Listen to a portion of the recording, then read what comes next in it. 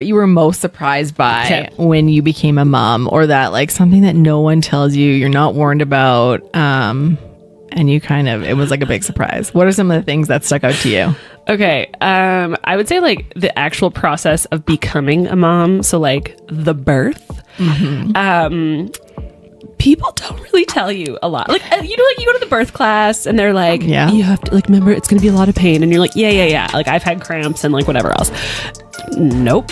And then way more intense than any sort of cramps I've ever had in my entire life.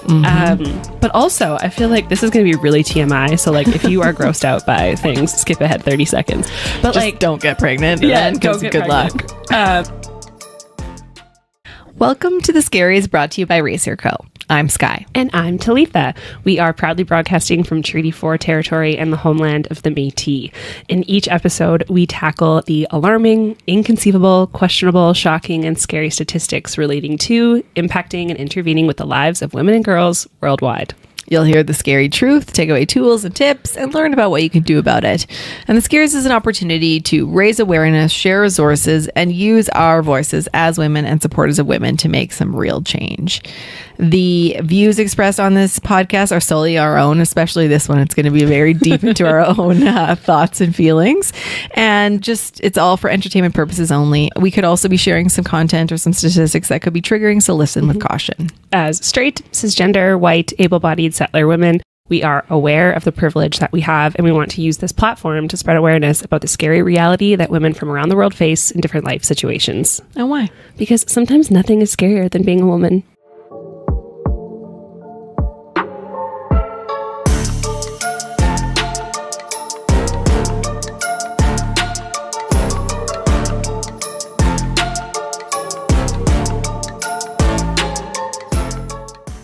All right, so Mother's Day, one of the best times of the year, is around the corner on May 12th, which, you know, honestly, I feel like every day is Mother's Day, or should be Mother's Day. Yeah. Just like everything else, we got to celebrate all year round. So as moms ourselves and as daughters, of course, we wanted to share our thoughts on this very, very challenging yet very rewarding role as moms. Dare I say scary role? Yeah, sometimes scary. I'm not going to lie. Today I had a rough day. I'll tell you about it later. No. It's complex, but it is rewarding. I would say I wouldn't change it for the world. But first, okay, I heard this crazy thing that actually really surprised me. So did you know that more calls are made on Mother's Day than any other day of the year? Like over Christmas, over anything. Yeah. That's wild. Yeah, I think that's kind of cool. Well, I wonder if that includes, because like Mother's Day is celebrated on different days, like in different like areas, like in the different places of the world. Yeah, like they celebrate it like in, I don't know, June or like March or something. But that's wild. I mean, everyone has a mom of some kind, though, right? Yeah. So it's like, let's acknowledge. Yeah. Cheers to that. Cheers to that. And speaking of which, we have a fun little cocktail today that we are calling Momming So Hard. And we decided we needed a really fancy cocktail because, well, momming is very hard. So this one has fresh net sparkling wine, champagne. I always thought that was pronounced like Frexnet. I could never pronounce it, but Freshnet. Freshnet is how you say it. So if you learn something in this episode, that's it. Cherry juice, a little bit of splash of rosé vodka, and then some passion fruit bubbly. Don't mind if I do. Don't mind if I do. Cheers. Delish. I feel like that's like very ASMR. Oh, I love it. Hopefully you guys like it. Yeah, it's very good. So yes, if you're able and if you're of age, please check it out because it's a very good drink. Just like they came up with. Just made it up. Like we kind of said, being a mom and just Mother's Day in itself is rewarding, but it's challenging, and it's also it's tough for some people. Yeah. And especially Mother's Day, it can be celebratory for many and exciting, but it can also be tough. It can be especially for those who are grieving, or a lot of moms just trying to survive, or trying to become moms. Whatever stage of life you're in, it's not always easy. It's not always rosy for everyone. We want to give a shout out before this episode to all of those who are having troubles on Mother's Day, or as Mother's Day approaches and all the buzz and talk about it is out there. So this one's for you.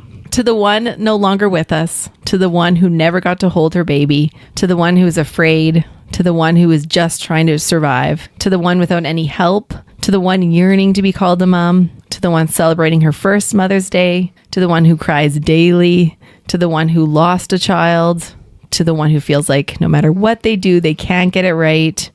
Mothers are not just defined by their children on earth, but also by the love of a child in their heart, which is so true. Mm-hmm. So to the moms who have their babies and those who have their moms, hold them tight. Love them, pray for them, fight for them, because you have something special. You have a moment to love. That's so sweet. It gives me chills. I can't believe I got through that without crying. I was going to say, I'm surprised that you got through that without crying, actually. Yeah. Happy Mother's Day to every mother, every grandmother, every caretaker, all the chosen families, the queer mamas, the genderqueer and trans parents, incarcerated moms, those who wanted to but were unable to be mothers, moms who have lost their children, and children who have lost their mothers. This day is very exciting and, you know, celebratory, but it also can be very hard, and we are aware of that. So if that is a case for you, please stop listening and go hang out with people that will make you happy. So in the spirit of motherhood, we wanted to start off with some rapid fire questions. We haven't done this to each other. Yes, in a while. Yeah.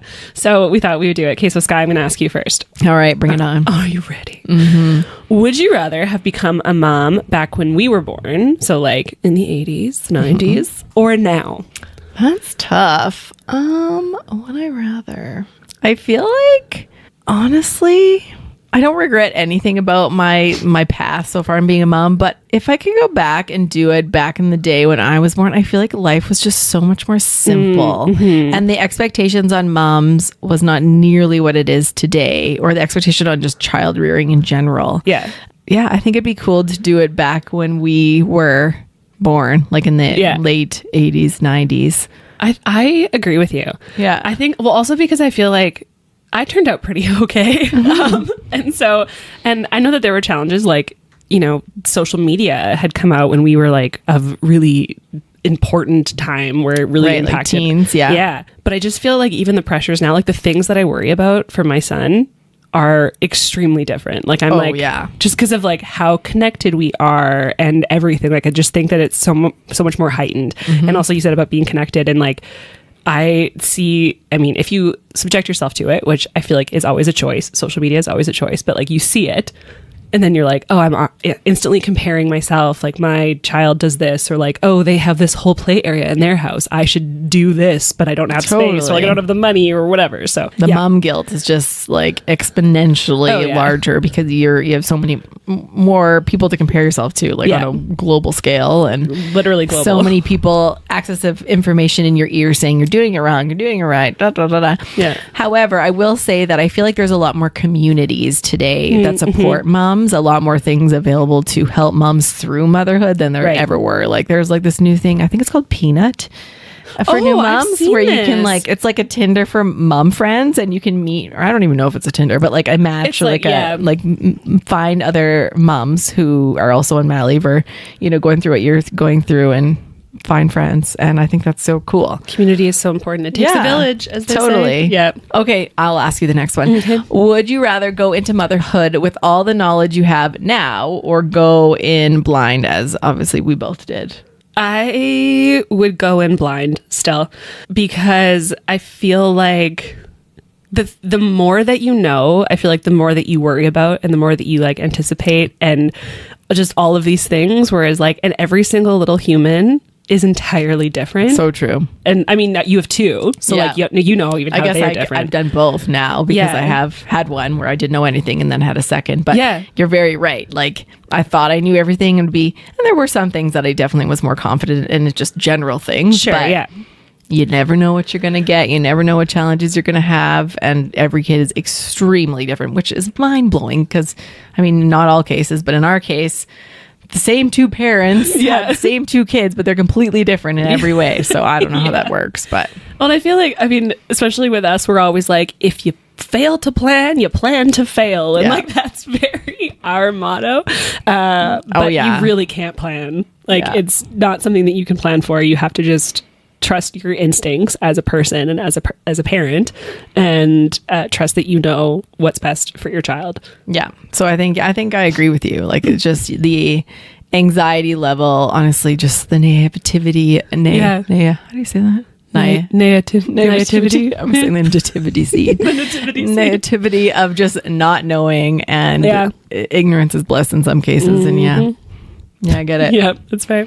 Especially with the pregnancy part, and the delivery. Oh God. Not knowing what you're in for, and then knowing and then going through it again. We will get into that. Yes. Okay, last question. You want to go? Yeah, I'm going to ask it to you. Okay, would you rather go into motherhood during a pandemic or not during a pandemic? Because we both started motherhood in a pandemic, but Skylar has the clarity of doing both. Yeah. Yeah, this is a tough one because I feel like... because I had two very different children with two different babies and two very different, I don't know, situations, that my experience was easier for having a child during the pandemic. And I don't know if it's because I had like a easier baby, quote unquote. Right.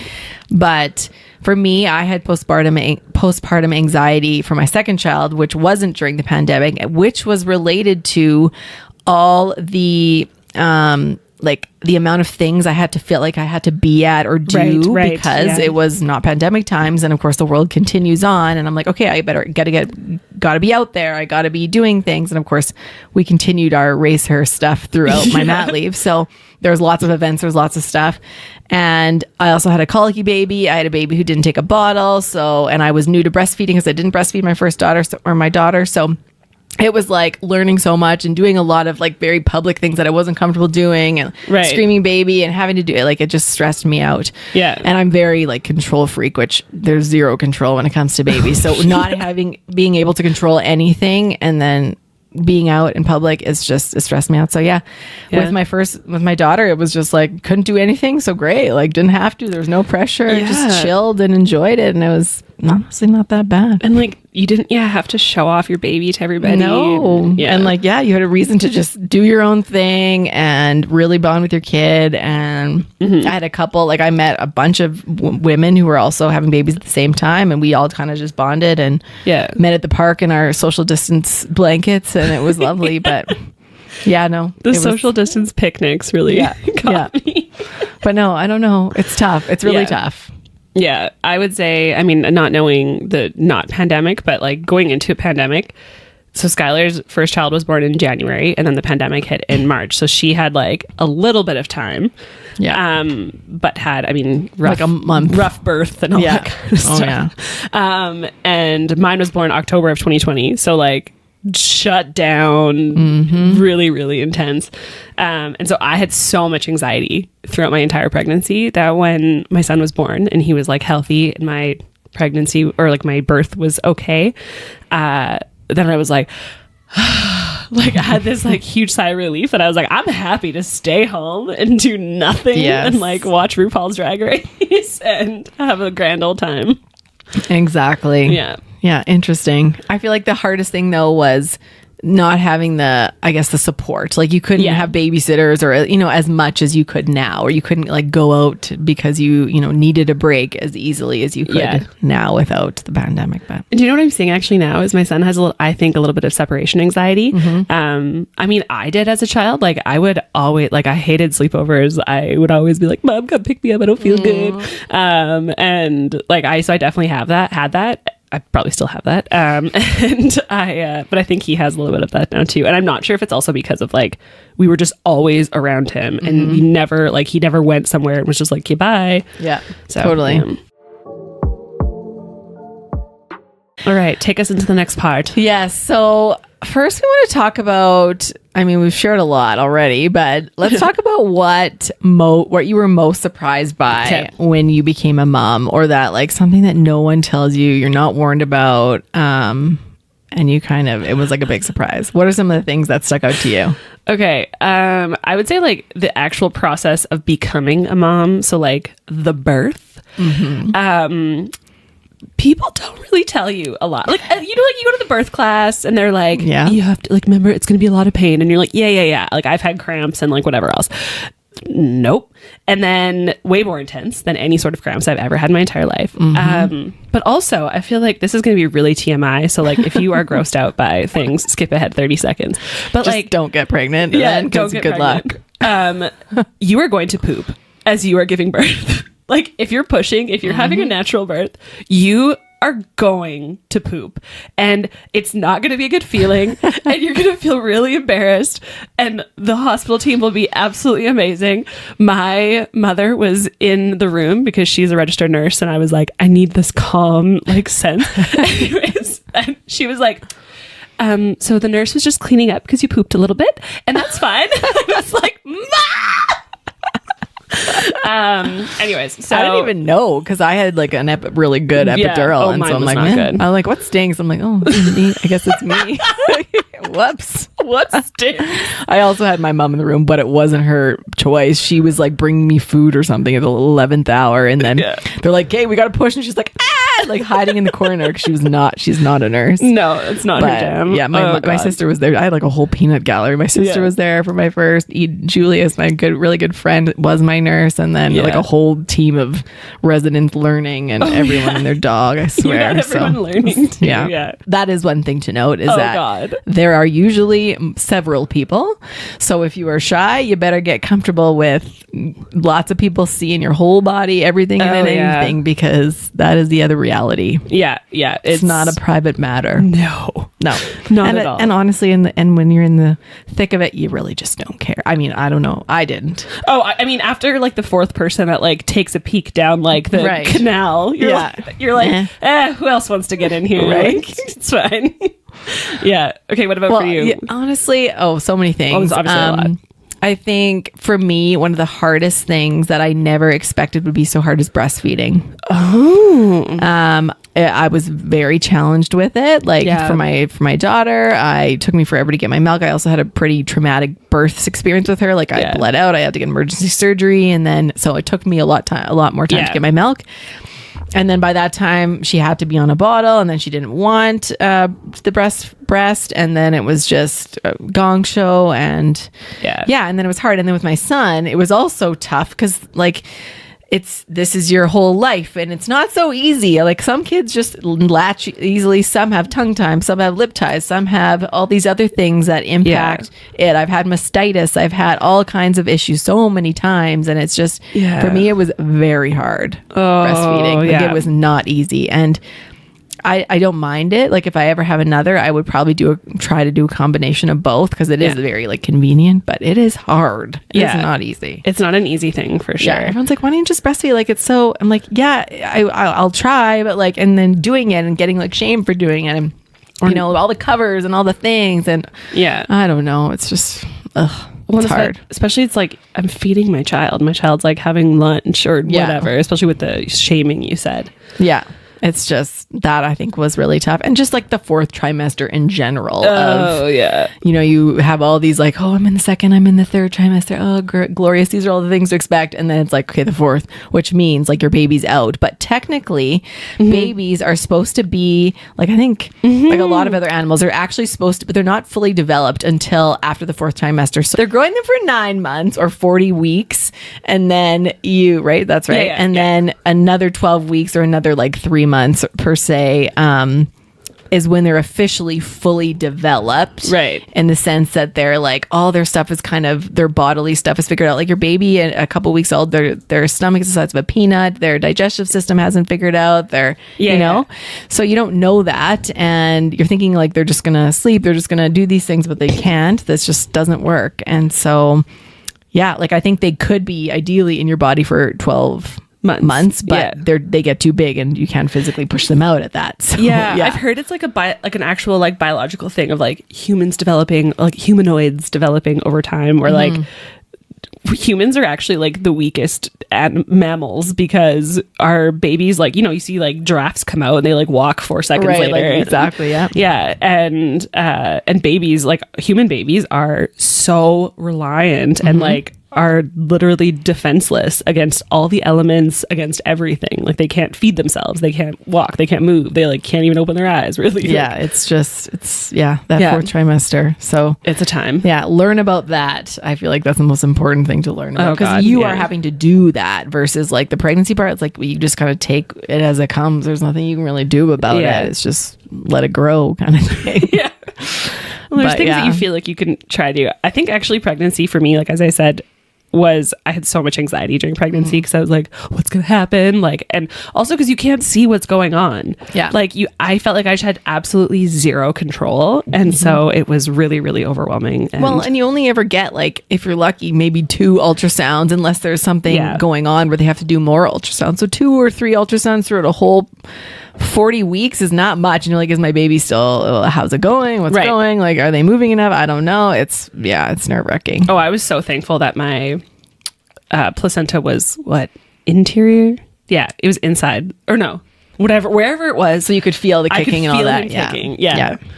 It was good. Something that I think was really also shocking was like the lack of body autonomy until like he stopped. I mean, even really now, I feel like I have like no personal space. Oh yeah. But like, you know, like you're breastfeeding if you're able to, or if you choose to, or whatever that is. And like, you know, it's very magical and like that, everything else. And then after a while, you know, you're like, I just want to like go away for like 6 hours even and not have someone need my personal person to survive. Totally. Just want to shower. I just want to take a nap during the day or whatever. Yeah.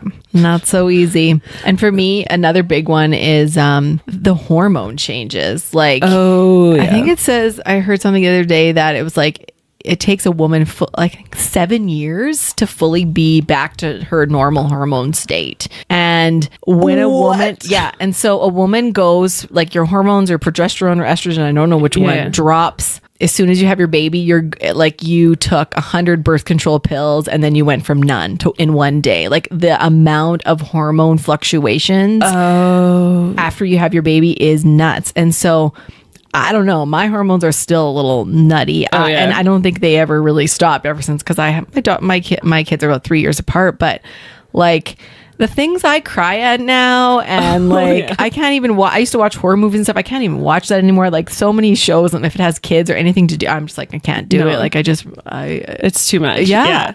But just like, honestly, the emotional pieces of how, I don't know, just there's like a real change. I want to look it up because there's this thing I saw and it was really, really, it's really sad. But especially for women who have, or for anyone who, like any person who has miscarried, if it's up to a certain week or whatever it is, it's like that DNA, like that actually physically changes you. And that DNA is a part of your body for like the rest of your life. Wow. I forget what it's called. Let me look it up. But it is pretty amazing, I will say. Like, this little alien growing in you. And okay, yeah. I always call babies, not always, but like when people are first pregnant and they're like, oh, I feel terrible. I'm like, because you have a parasite. Yeah. You literally have a parasite who's feeding off of you. Okay. I mean, I don't know if this is like, I'm pretty sure it's like scientifically, it's like a scientific study. So it's fetal cellular microchimerism. I don't know the technical term. What is microchimerism? It talks about how pregnancy actually changes your cells, and like those pieces of DNA are just then always in your body and like always are a part of you, which I feel like is like really heartbreaking to hear, but also like makes a lot of sense too. It just like changes, it actually changes who you are. And I did hear that with every pregnancy you do change physically. Like, you are never the same that you were before. Like, your brain changes, your body changes, you have more hair, you have more moles, you have all kinds of your feet grow, I think. Everything changes. So many things change, and that you don't go back from like they change forever, which is really interesting. I've heard a couple of people say that their feet grew. And I don't think mine did, but I hear that too. Yeah. My husband's cousin was like, oh yeah, my feet grew like 2 sizes. So wow. Oh my God. Yeah. It's absolutely crazy. Can we talk about the like Instagram versus reality? Oh gosh. Hard knocks that we have? Yeah. Where to begin? I feel like it all just adds to this supermom expectation of being the perfect mom, the perfect wife, having the perfect nursery, having like, and it starts with the day you get pregnant to, and when you announce the baby, to if you do a gender reveal, to the shower, to then the nursery unveiling, and then all of the things like your baby first pictures, and then all the announcements that you have to do, like the pressure to do all these things while you're trying to keep a human alive and keep yourself alive, to be honest. not easy to do those things at the same time. And yeah, it's just, well, like, and not that we are the same people, but like when Kate Middleton had her, she have 3 babies, I think. I don't know. I think or 4. I don't know. Anyways, I don't know. Should know. Some of her children. Yeah. Like she went and had a baby, and then like literally 3 hours later was like out on the steps, like perfectly coiffed in, and obviously there was a whole team of people who like helped her do it. But like 3 hours after giving birth, like I was wearing a full on diaper. Oh, 100%. I'm sure she was too under her fancy outfit. But yeah. Like imagine that. And then that's what you also see as like someone, you're like, oh, I'm supposed to be coiffed in a dress and like ready to present my child to the world. 2 hours later, 3 hours later, whatever it is, like it's just creating this like very, very unrealistic thing of huge. Yeah. And then not to mention, as your kids get older and they start talking and you watch all the milestones and you're like, oh, well, my kid's not doing this or this. And you feel pressured to put them into all the fancy activities and and if they don't, or you wonder, like, are they going to be as developed as others? Like all of those things, and how and when they hit their milestones and the comparison. And it's just like this overriding sense of guilt and the reminders that you should be guilty by the way that Instagram and just social media in general plays a role, and that you're not quite doing it if you like don't have I don't even know what the fancy like stroller names are, like not Mamaroo, whatever. Well, Mamaroo is a thing, like honestly, and I think there's like an industry built off of this anxiety and depression that moms have, where so many moms, like I don't know how many times I'd be up in the middle of the night, my kids screaming, and I'm like, I can't get them to sleep through the night, the whole thing, and you're like, hey, I need this app, I need this thing, this special sleep sack is going to make them sleep through the night, and I buy it because like I'm desperate. Yep. And there's so much of that. Oh yeah, absolutely. There's a lot of it.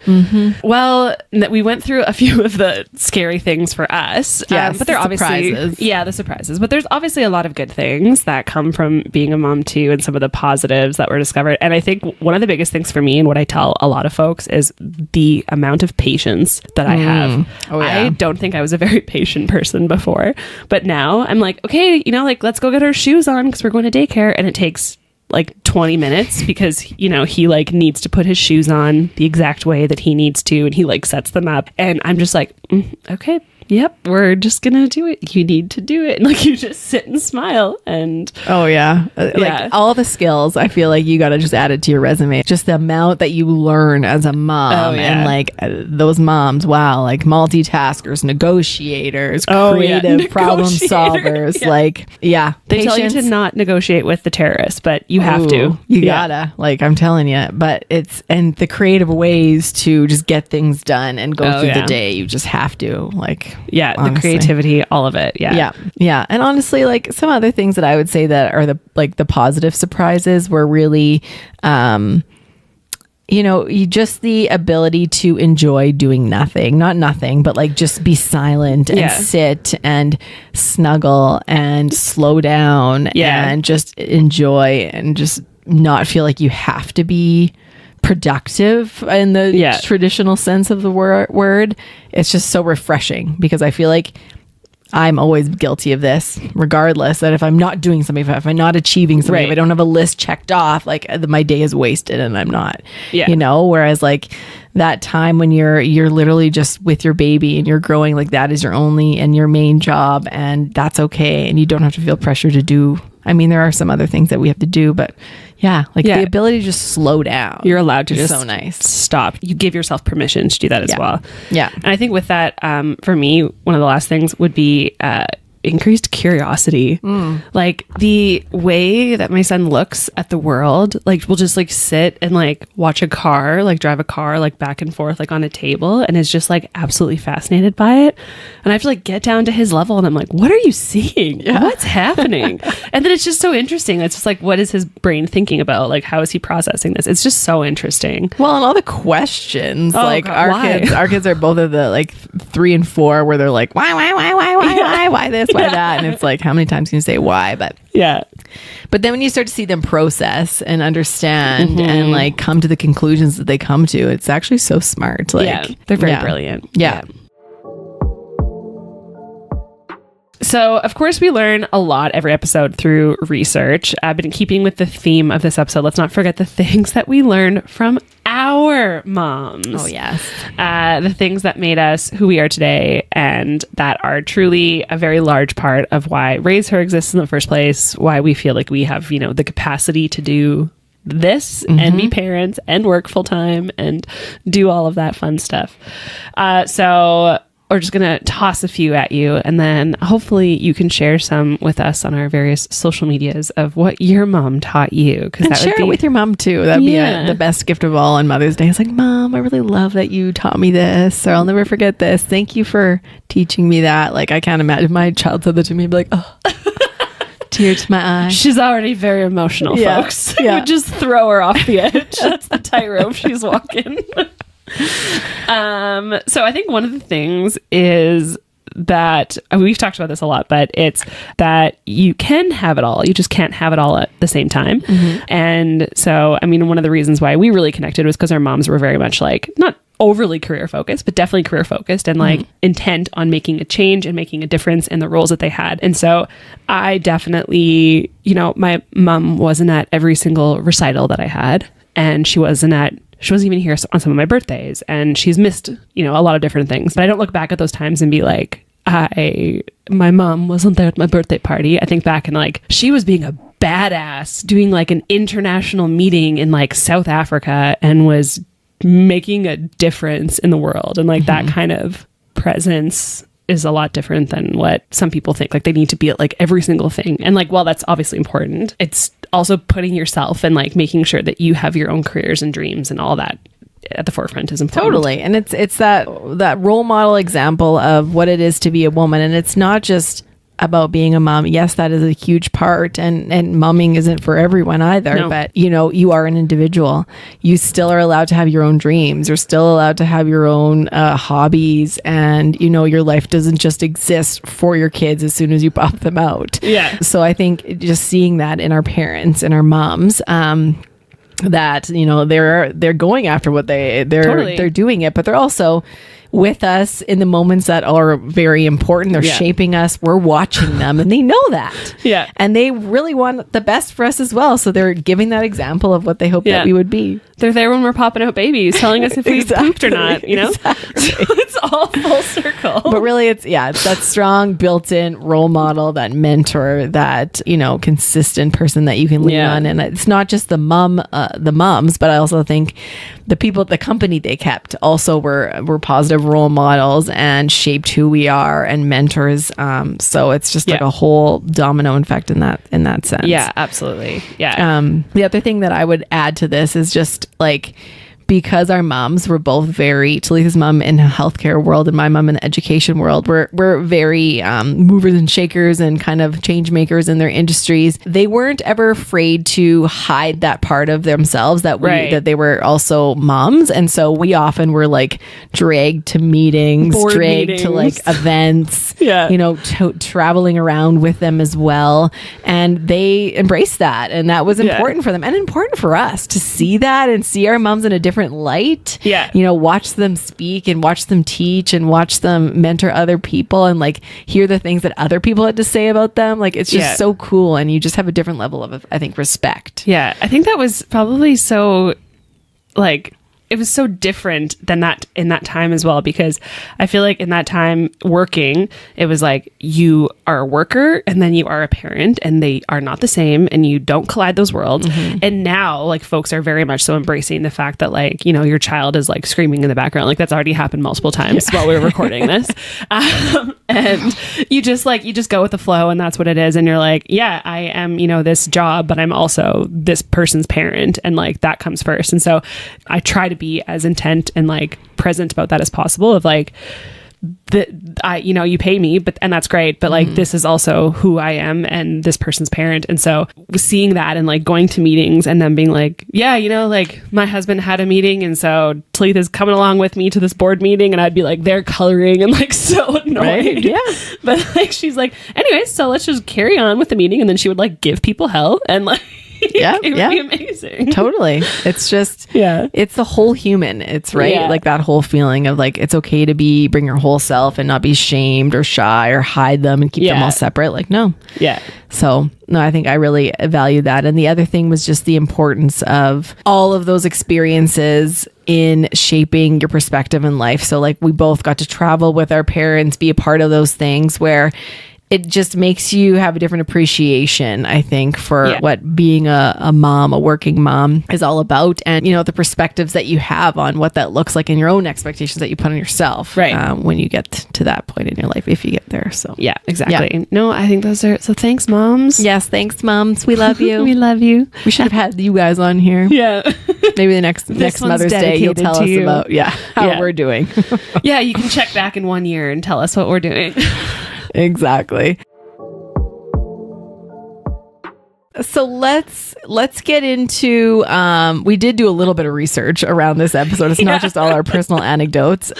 So let's share some of those with you. Some of these are just statistics about what's happening with moms today, and some are some scaries. Let's chat about some of those. So some of the statistics and scaries that we researched and found were, first, that women are becoming moms later in life, which isn't necessarily scary, but it is interesting and honestly not so surprising. Mm-hmm. So compared to a decade ago, more women are becoming moms now. According to the data gathered by the Pew Research Center, 86% of women ages 40 to 44 have had children. That's up from 80% a decade ago. Yeah. In the last 20 plus years, the biggest group to see an increase in motherhood are women who have earned a doctorate degree. I feel like that's a really interesting stat. That's a weird way to say it, because like, I feel like it's not necessarily that women who have doctorates are now becoming moms. Like, I think that they're also getting doctorates younger. Mm-hmm. But I think that also more women are getting doctorates. For sure. Like, that's probably where this data gets skewed. Interesting. I didn't look that up, but we can look it up and report back. Understand that one a little bit deeper. Yeah. And also, more women with bachelor's and master's degrees are also having children compared to a couple decades ago. But I also think that that's maybe just because more women are getting bachelor's and master's degrees than necessarily before. And I think it might hold some truth to like the age. So women are prioritizing finishing their education, getting their first, masters and all the credentials before they decide to start a family, versus like starting it and then going to school or doing halfway through. So it could be that too. Yeah. Definitely different times for sure. This also complements what you just said, which is that women who live in large cities are likely to wait longer to have a child, many into their early 30s. In contrast, women in rural areas tend to become mothers in their 20s. So I think the correlation and causation are not necessarily the same. Well, even if we look at like celebrities these days, like I think Cameron Diaz just had her first baby at like 50. I don't know if she had it naturally, if she had a surrogate, or what was that one about, but like still, whatever, she's 50 and she had her first child. There's so many, like Hilary Swank I think had twins like last year, and she's also like in her 40s or 50s, like maybe what 50, but so women are doing it on like women on this silver screen, like where we're seeing like these people we look up to and iconic are all over, are doing it. They're doing it well. I mean, mind you, they have a ton of help and a lot of support and all those things, but they're doing it. So they are doing you can too. And I think it's also pushing back this idea that, we have to choose. Like it's like you're 20 and it's like now it's time to become a mom and you can't do anything else. It's like, no, I'm going to do it on my terms. I'm going to freeze my eggs, or I'm going to wait until I'm not going to wait for a man. I'm just going to like have my own kid and, do in vitro or in whatever, all the things that are out there. Like there's just more choice and more freedom to do it your own way, which I love. Exactly. Yeah. So on top of that kind of statistical area, there's also some more statistics on this idea of the invisible load, which I fully, truly understand.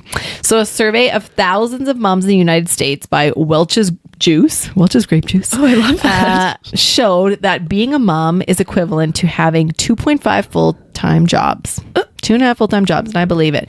Researchers also analyzed participants' weekly schedules and found 14-hour days were the norm for moms with elementary school-age children. They also found the average mom started their day before 6:30 a.m. and ended their daily childcare responsibilities after 8:30 p.m. I believe it. Yep. How much free time did this leave the average mom, you might ask? Less than 2 hours a day. And it might be time to buy the mom in your life a bigger gift. I'm thinking this Mother's Day, including me, because this is our life. And then what happens after that 8:30? Oh, we come in and do our podcast. Yeah. Hey, we're here. This is our life. This is what we do. I mean, this is definitely a gift to ourselves that we can do something creative, but totally, it is work. Like, it's not I'm not like turning off my brain and watching The Housewives that I would really, I really love to do that, but just not today. Yeah, no, that's fair. I think, and my husband asked me, why do you get up so early in the morning? And I'm like, because it's the only time that I have like quiet and can do something for myself. So I'll just like get up and have coffee and read and just like have just even 45 minutes of just delete the time to do absolutely nothing. Totally. And I mean, like you said, dads play a big role too, or your spouses. Like they're not immune to not having these, long days and then only having like an hour or two at the end of the day. It's just, I think, the different amount of load that women are expected to take on, that women naturally do take on, or that we guilt ourselves if we don't do. And there's so many pieces to this invisible load. But here's one that we don't really get the choice about, and this is breastfeeding. So a year of breastfeeding, and I mean, you do get the choice in this, but if you choose to breastfeed, equates to a conservative estimate of 1,800 hours in a year of breastfeeding. Compare that to a 40-hour work week roll with 3 weeks of vacation, and that is 1,960 hours of work. So basically, a year of breastfeeding is like a full-time job. So it is not a vacation, folks. I'm telling you. And your boss in breastfeeding is not very cooperative sometimes. Oh yeah, and wakes you up at all hours. It could be every other, and you can't just like enjoy life while you're breastfeeding. Like, it's tough. You got to do, they're moving, they're squirming. Like, you're not just having a heyday. So it is a full-time job. Yeah, absolutely. Ugh. So in households where both parents work outside the home, there's some more data on this. 61% of moms handle most of the household chores themselves. 54% of moms manage their kids' schedules and activities. That checks. 55% of moms take charge of caring for sick kids. 62% of moms take less than 1 hour to themselves every day. When only dads work outside the home, so that's a stay-at-home mom, the distribution of household and child-related labor is even more unbalanced, which, I mean, no question. Very interesting. Yeah, which I think leads us perfectly to the next point, which is that the motherhood burnout is very real. So nearly half, 46% of mothers are currently seeking therapy. And I mean, I think from even just like our mental health stigma episode, not a lot are even able to seek therapy. Probably 100% of mothers need therapy. Just to have someone to talk to. Well, even just, again, it's taking the time for yourself. And I haven't even I haven't had a physical in like 5 years, like since I had my baby, because I'm just like, my kids go to the doctor enough. I don't have time to do my own things. Like, let alone sitting with a counselor talking for an hour and, So I believe it. Yeah. I would need to seek it, or they should, or they haven't. Like, everyone should go to therapy. Yeah. The next is that 58% of moms report they are primarily responsible for the duties of running a household and caring for children. So again, those chores, all of that. 51% of moms say that they haven't gone out with friends or their partner without kids in the past month. I feel like very fortunate. I mean, we also have so many like raise her activities. So I'm like, okay, bye. We actually just have that. But I can see that. Yeah, for sure. No question.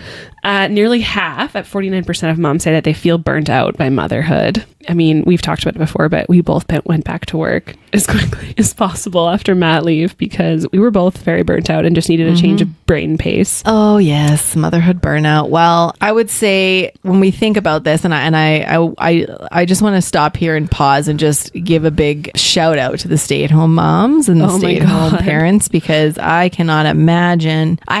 Being on mat leave, that you're staying at home, and that is probably the toughest, like darkest times I've ever had, to be honest, in my life.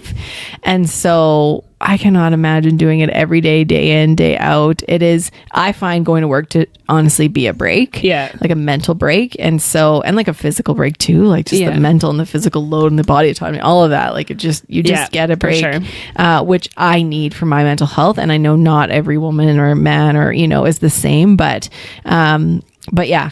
kudos to you, because that is honestly the hardest job, hardest role, and you're doing it all day long. No vacation, no sick leave, no days off. So good for you. Yeah.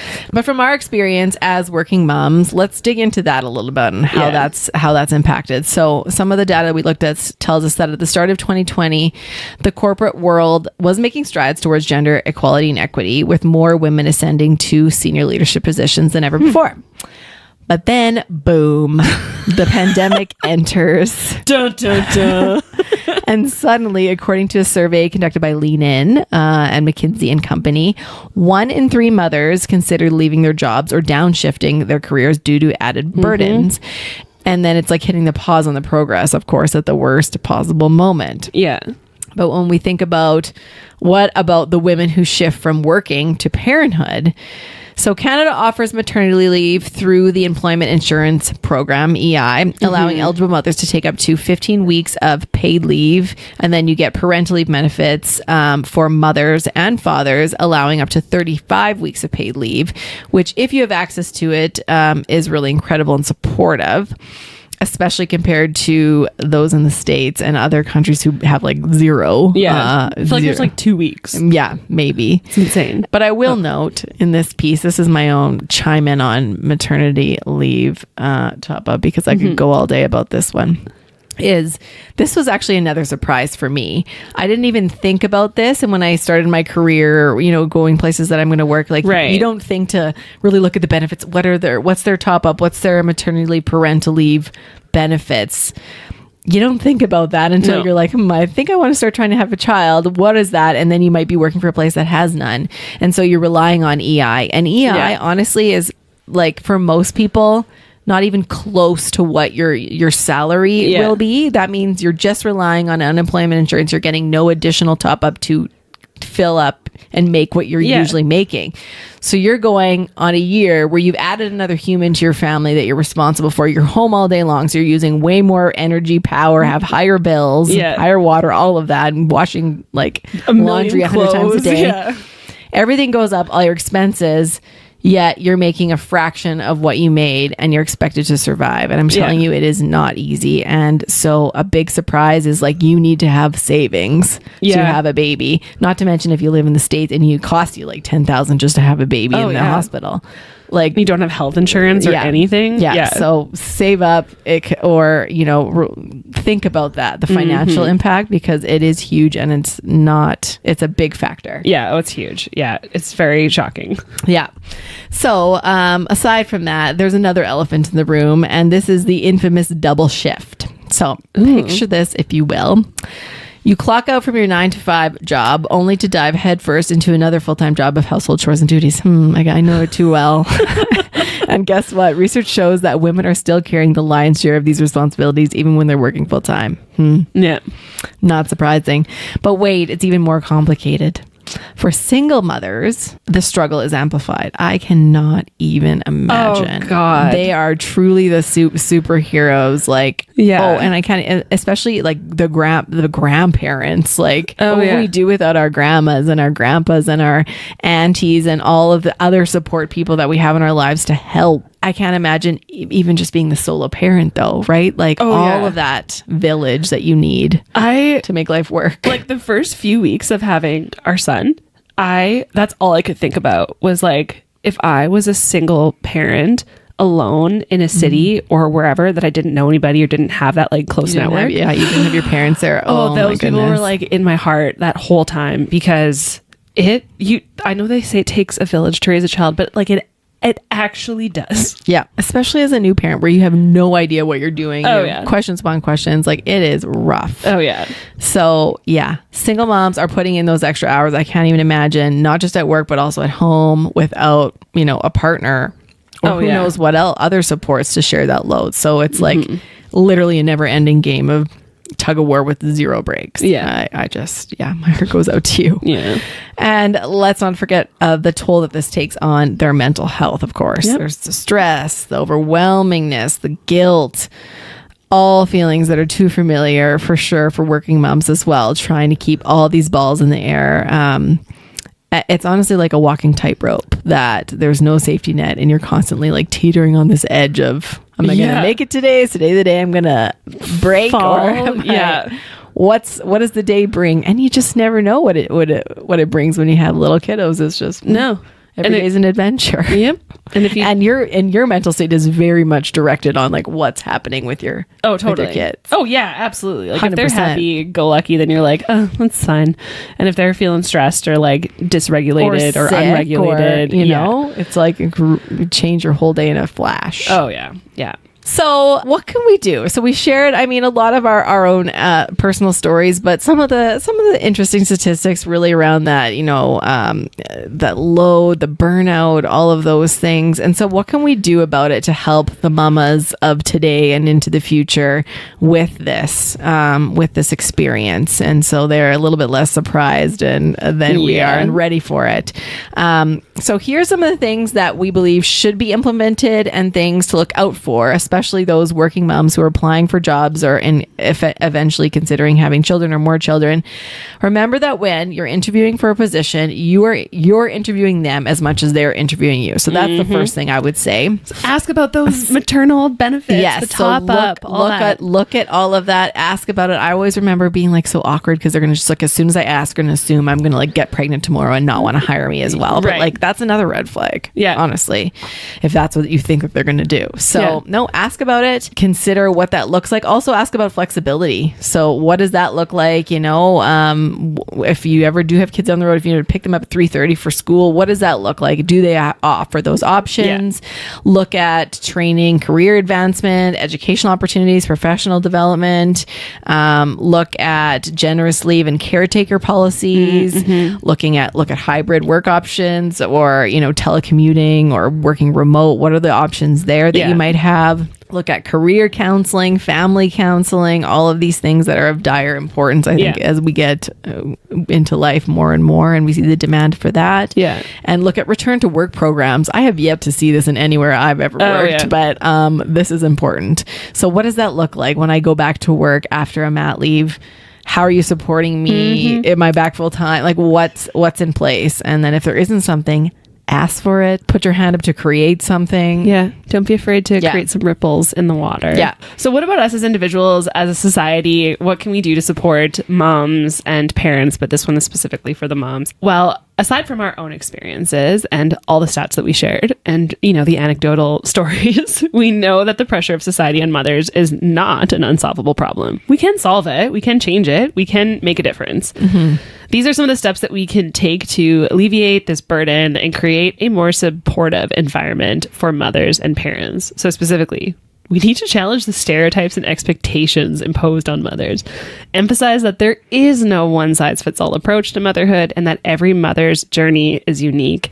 And I know it's very easy to compare and especially when you're like, I'm thriving. And so this is fantastic. But just think about the fact that, you know, people are looking to you. I really like the shift, especially in social media, of like the real side of motherhood and all that, where people's like kitchens are dirty and like there are dishes left over, because that's my life. Next would be to encourage shared parental responsibilities when possible. If you're I don't even know where to start with this. You are in a partnership, if you are in a partnership. So like, put that partner to use. And they're in this just as much as you are, and they should be, right? It takes two to tango and to have a baby, and so it should take two to raise that baby too. So let's keep that partnership alive. It's two people, not one. Build a supportive community that celebrates diverse parenting styles and choices, devoid of judgment and parent shaming. I think the parent shaming is very alive and well, especially with all these like kind of new techniques. And if you're like a granola mom, or if you're like an iPad mom, or if you're the like, there's all these kinds of moms. And, you know, just if the child is, you know, alive and breathing and fed, that's great. And let them, the mom and the parent, gotta lower the bar a bit. And just remember, if you're over like, oh, this is so, just like, how was I raised back in the 80s or 90s? I'm pretty sure it looks a little bit different than now. And I turned out okay. So your kids are going to be fine if they watch like an extra hour of whatever. It's not the end of the world. I was watching like, I mean, my brothers put on weird stuff and I wanted to hang out with them. And, you know, I turned out pretty okay. So... And last is encourage mothers to prioritize self-care without feeling guilty. And that does not look like going to the grocery store alone or like having a shower or anything that's like a basic life necessity. No. Self-care looks a lot different for everybody, but you have to carve out time to do that and support people in doing that. Yes. Like it's probably one of the hardest things for a mom to leave a new baby and be like, oh, I'm going to go to the mall. I'm going to go get my nails done or get a massage or whatever it is. And it's hard. But if you're like, no, I got it under control. I'm going to do everything. Show them that you can. And they will feel a lot less anxious when they're doing those things and willing to do them for themselves. So yeah, absolutely. So that is it. That's it. That's all we got for today. Spiel. So we hope that at least that makes you feel like you're not alone in some of the ways that you might be feeling if you're considering being a mom, or you want to be a mom, or you are a mom, or you just, this is just something that you've never thought about before. But as Mother's Day comes up upon us, just reflect on this. It's a challenging, it's rewarding, it's a beautiful role, and just check in on those moms in your life. Yeah. Whether it be your own, whether it be your friend, your sister, your anybody, check in on them, and parents, dads too, check on them too. Yeah. So let them know they're doing a good job. Yeah. Yeah. That nice self-talk is really nice. Totally. Thank you for joining us today as we confronted these very terrifying but real life statistics and personal stories of being a mom and what that looks like in the world. Stay tuned for more ways to make a positive impact. Together we can make the world a little less scary for women and girls. And of course, follow us on Instagram at RaiseHerCo and Scaries.podcast, and on TikTok at RaiseHerCo.